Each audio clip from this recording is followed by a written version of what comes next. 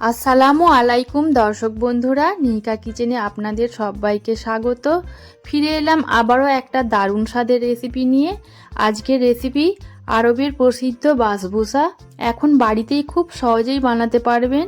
তো চলুন রেসিপিটা দেখে নেওয়া যাক। এর জন্য আমি একটা বোলের মধ্যে নিয়ে নিলাম 1 বাটি সুজি। তো আমি এই ছোটো বাটির 1 বাটি সুজি নিয়েছি, এখানে 100 গ্রাম সুজি আছে।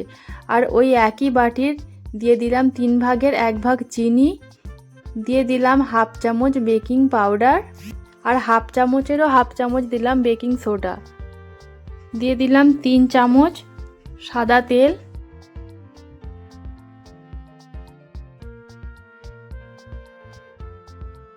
এবার সমস্ত কিছু আমি ভালোভাবে একটু মাখিয়ে নেব। খুব সুন্দর করে সমস্ত কিছু ভালোভাবে মাখিয়ে নিলাম। এবার এর মধ্যে দিয়ে দেব ওই একই বাটির 1 বাটি দুধ। দুধটা দিয়ে আবারও ভালোভাবে মাখিয়ে নিচ্ছি। আর দিয়ে দিলাম একটু এলাচের গুঁড়ো। এলাচটা দিলে খুব সুন্দর ফ্লেভারটা আসে।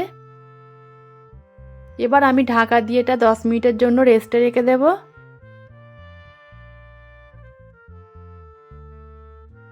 10 মিনিট পর দেখুন এটা দুধটা অনেকটাই সোপ করে নিয়েছে আর সুজিটাও ফুলে গেছে। আমি আবারও একটু ভালোভাবে নেড়ে চেড়ে নিচ্ছি। এখন একটা প্লেট নিয়ে নিয়েছি, এর মধ্যে আমি একটু তেল ব্রাশ করে নিচ্ছি। এবার ওই সুজির ব্যাটারটা এর মধ্যে দিয়ে দিচ্ছি।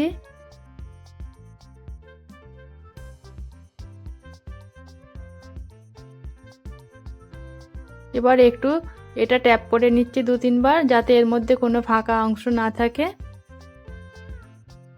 এদিকে আমি কড়াটা খুব ভালোভাবে গরম করে নিয়েছি গ্যাসের মধ্যে, আর ওর মধ্যে একটা স্ট্যান্ড দিয়ে সুজির প্লেটটা বসিয়ে দিলাম আর ঢাকনা দিয়ে 30 মিনিটের জন্য বেক করে নেব। লো ফ্লেমে এটা বেক করতে হবে। আর অন্যদিকে একটা চিনির সেরা বানিয়ে নেব।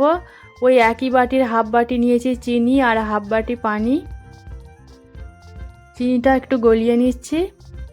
এখানে কোনো তার বা করতে হবে না, শুধু একটু চিটচিটে ভাব হলেই হবে। তো দেখুন চিনিটা চিটচিটে ভাব হয়ে গেছে, শিরাটা তৈরি হয়ে গেছে। এখন 30 মিনিট পর আমি খুলে দেখে নিচ্ছি। দেখুন কত সুন্দরভাবে এটা বেক হয়ে গেছে। একটা কাঠি দিয়ে চেক করে নিচ্ছি, একটুও কাঁচা নেই।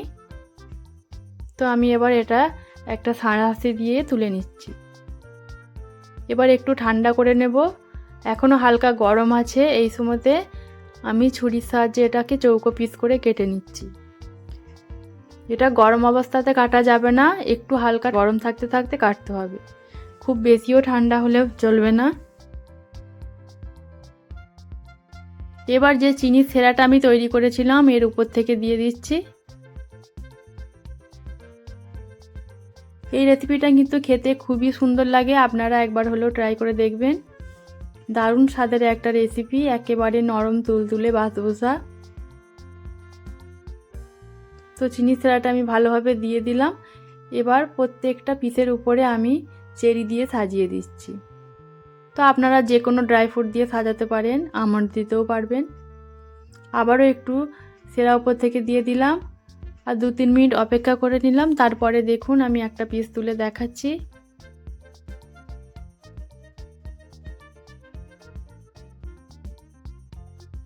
দেখুন কত সুন্দরভাবে পিসটা উঠে এসেছে, একেবারে নরম তুলতুলে আর খেতে অসম্ভব মজার। তো দেখুন কত সুন্দর রেসিপিটা আর কত সহজেই তৈরি হয়ে গেল। আশা করি আপনাদের রেসিপিটা ভালো লেগেছে। ভালো লাগলে আমাকে কমেন্টে জানাতে ভুলবেন না। আমার চ্যানেলে নতুন বন্ধু হলে চ্যানেলটা সাবস্ক্রাইব করে দেবেন। ইনশাল্লাহ দেখা হচ্ছে পরবর্তী ভিডিওতে নতুন কোনো রেসিপি নিয়ে। ততক্ষণের জন্য সবাই খুব সুস্থ থাকবেন, ভালো থাকবেন আর আমার জন্য দোয়া করবেন। আল্লাহ হাফেজ।